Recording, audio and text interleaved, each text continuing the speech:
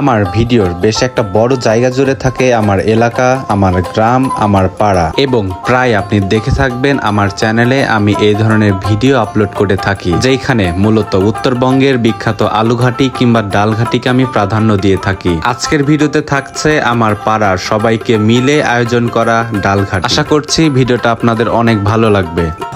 কয় কষা মারছেন এই পর্যন্ত? সবে মাত্র একবার গেছে আর একটা চলতেছে রানি। দাদা কেমন লাগছে? তোমার আবার ভালো লাগছে? খুব ভালো তাই না? তো কয় কষা দিছেন? এই দুই কষা উঠেনি এখনো, এটা রানিং চলতেছে আর কি। কেমন? খেতে খেতে গলায় ভাত বেরিয়ে যাচ্ছে।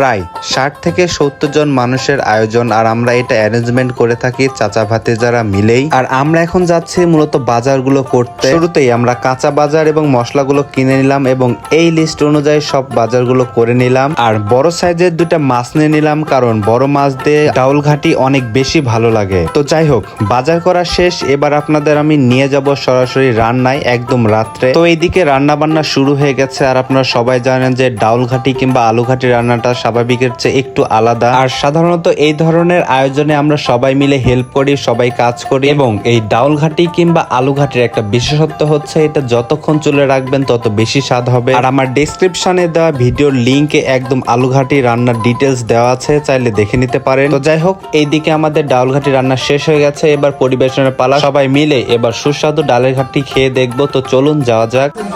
কয় কষা মারলেন? কষাটা চলাই খাচ্ছি এই মাত্র। ইঞ্চি, এখন ইঞ্চির মাপ হবে নাকি? কেমন লাগছে? খুব ভালো। কয় কষা মারছেন এই পর্যন্ত? সবে মাত্র একবার গেছে আর একটা চলতেছে রানি। চলতেছে নাকি? এখানে কয় ইঞ্চি হবে? 27.5 ফুট। 27.5 ফুট? হ্যাঁ, ইঞ্চি না। ও, আপনার ঘাটি কই? না, এখন হাতে সুদে তো মারছেন না, ইনশাআল্লাহ হচ্ছে না। হচ্ছে না? মারতে পারতেছেন না? না, গভীর রাত্রে মারতে পারতেছেন না? হচ্ছে না না? রাউন্ড কেমন চলতেছে? হ্যাঁ, খুব হ্যাঁ, হেভি টেস্ট আছে। হেভি টেস্ট হয়েছে না? সেরম টেস্ট। এক কষা মারিছি বা এক কষা মারতে বা। ও, তা আপনাদের এই খাওয়ার উদ্দেশ্য কি? আমার উদ্দেশ্য যে সবাই মিলে খাওয়া হচ্ছে, একটা ফুর্তি ফার্তি হচ্ছে। হ্যাঁ, পাড়াত মিয়া সবার কম তো, বিয়া শাদী নাই, এজন্য খাওয়াটা লাগে আমার। ও আচ্ছা ভাস্তারা আছে, বিয়া শাদী হইতেছে না, আচ্ছা। এই দোয়া আশীর্বাদ করার জন্য আর কি। দাদা কেমন লাগছে? তোমার আব্বার ভালো লাগছে? খুব ভালো তাই না? এটা কয়বার হলো? তোমার আব্বার দুইবার। কেমন হয়েছে? স্বাদ কেমন? কয় কষা দিতে পারবে? কষার হিসেবে আমি বুঝি না, আমি বুঝি হচ্ছিল ইঞ্চির হিসাব। ইঞ্চি? বর্তমানে ইঞ্চি চলছে। ইঞ্চি চলতেছে না? কয় ইঞ্চি মারতে পারবে? হরমের সাথে কথা বলতে হ্যাঁ, কেমন? অনেক সুস্বাদু, তাই না কি? হ্যাঁ। না আসলে জবর হয়েছে মাংকো বড় ভাই। কেমন?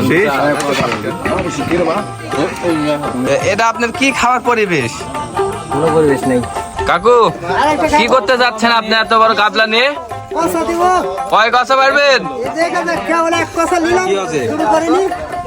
অ্যাসিস্ট্যান্ট কাকা কেমন লাগতেছে?